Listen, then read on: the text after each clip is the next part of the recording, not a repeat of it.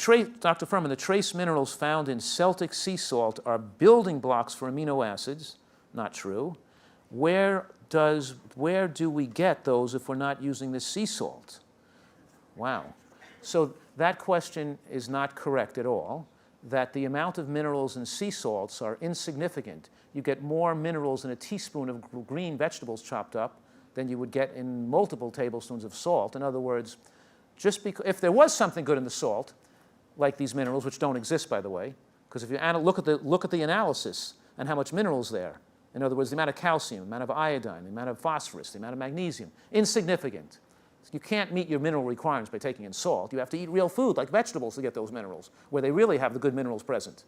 You can't get the minerals you need from eating salt. The amount of minerals there is too small.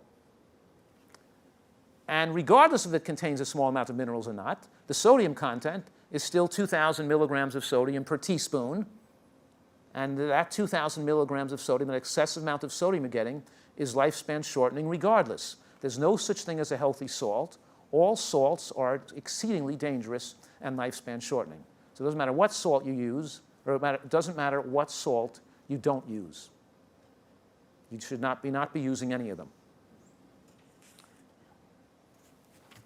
Or only use them in, I'm not saying that's black and white, obviously. It's okay if you use a small amount, like a couple of 100 milligrams a day, but but most people in America are consuming more than 3,000 milligrams of sodium a day, and in other countries they're using more. Some other countries using 4,000, 5,000, and 6,000 milligrams of sodium a day, and those countries have high rates of hemorrhagic stroke and high rates of stomach cancer that even exceed the amount we get in America.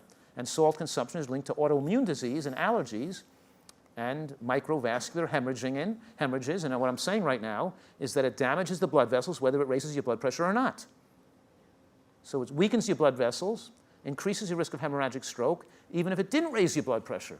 But it does. It raises your blood pressure in addition to weakening the endothelial wall, making it more likely for you to die and be in a nursing home with a horrible death.